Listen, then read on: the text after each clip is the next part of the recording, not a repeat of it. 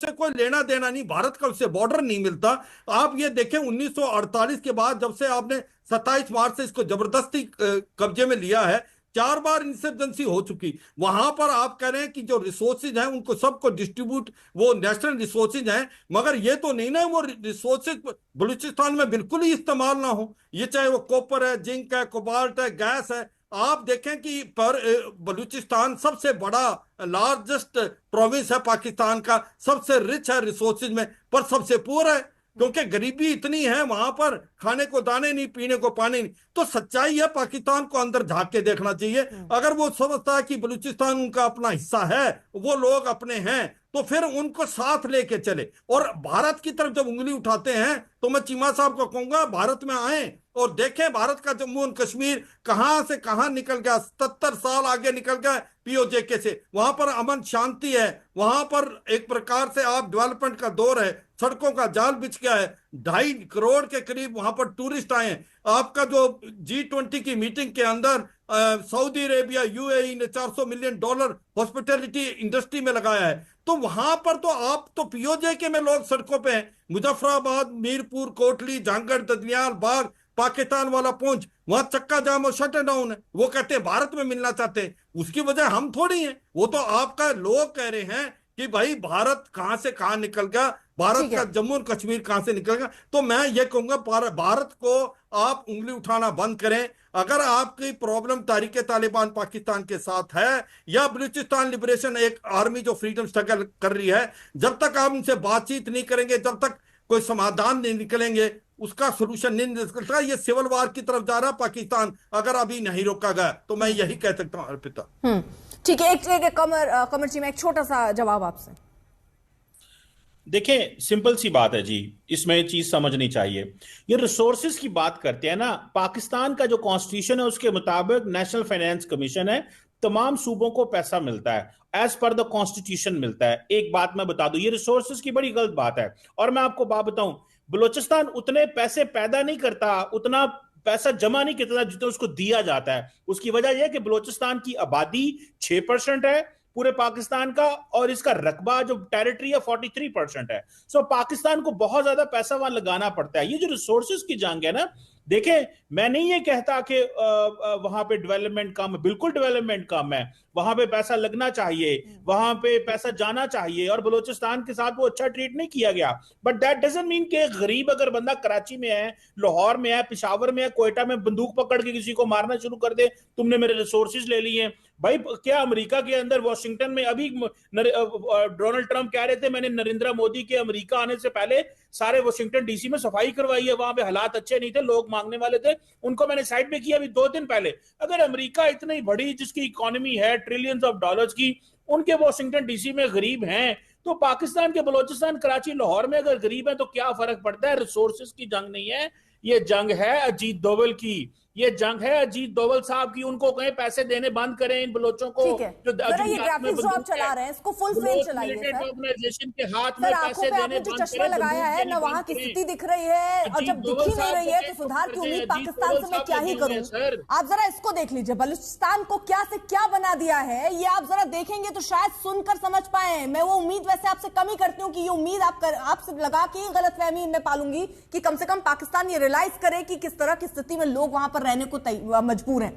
साल 1947 में जिन्ना ने मदद मांगी थी, आजाद बलूचिस्तान ने 1360 किलो सोना दिया था। साल 2025 में पाकिस्तान ने जमकर लूटा, बलूचिस्तान में सबसे ज्यादा गरीबी रही। आप कह रहे हैं गरीब है, खाने को नहीं मिल रहा है सर, वहां महिलाओं को, और कितने लोग गायब हो रहे हैं। ये देखिए 2004 से अब तक 7000 से ज्यादा लोग लापता हैं। जांच करने वाले आयोग ने कहा कि सिर्फ 454 केस ही हुए हैं। सर 7000 लोग कहां हैं, क्यों आंख बंद करके बैठे हैं? आप छोड़ दिए, एक सेकेंड रुकिए सर। हिंदुस्तान पाकिस्तान की बात नहीं है, इंसानियत की बात है। बची है या वो भी खत्म हो गई सर?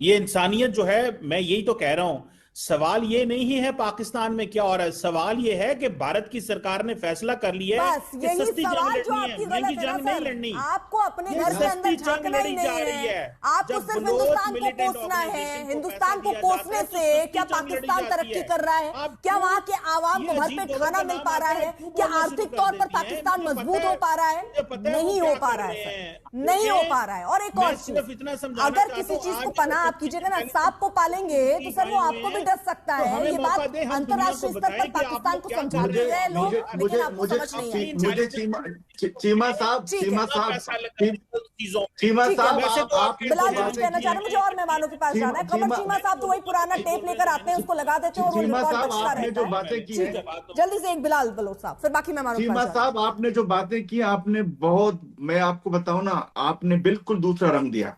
मारंग साहबा के हाथ में बंदूक था जब वो आप इस्लामाबाद लेके आई थी आपके पास कि हमारे हमारे बड़े कहाँ हैं? उसके हाथ में बंदूक था। आपने उनके साथ क्या किया? आपकी फौज ने उन पे गटर का गंदा पानी फेंका, उनको घसीटा, उनको जबरदस्ती बसों में बिठाया, उनको मारा पीटा। दुनिया ने, आपकी टीवी ने, दुनिया ने दिखाया। और आप यहाँ पे, और आप कह रहे हैं कि रिकॉर्ड एक्सेंट, उनका कोई डेटा है? आपके जो पार्लियामेंट है उनको पता नहीं उनका डेटा क्या है। और आप यहाँ पे बेटे कुछ भी बोल देते हो किसी को बात करने, मतलब एक ट्रैफिक दिया है। और आपको मैं बताऊं, मारन साहबा का नाम जो टाइम मैगजीन में आता, आपकी फौज ने उसको जाने तक नहीं दिया। इसके हाथ में तो बंदूक नहीं था। और समी साहिबा का आपने पासपोर्ट बंद कर दिया, उसको भी जाने नहीं दे रहे। जितने बच्चे मिसिंग हैं, आपको बार बार ये कहा गया है, आज जोड़ के आपके पास आते हैं, हमारे बच्चे बच्चियां आती हैं। मामा कदीर ने बहुत बड़ा मार्च किया, गांधी जैसा मार्च किया, आपने उसकी भी बात नहीं सुनी। जब मारंग साहब आपके पास आती है, बच्चे, मेरे बच्चों का आपने चादरें छीनी है यार। और आप यहाँ पे आके बोलते हैं कहाँ है बच्चे? मैं आपसे सवाल हूँ, किधर, where are the our man? किधर है हमारे बच्चे? आपसे मैं सवाल करता हूँ। ठीक है, मुनीर मेमन साहब, मैं आपसे जानना चाह रही हूँ सर,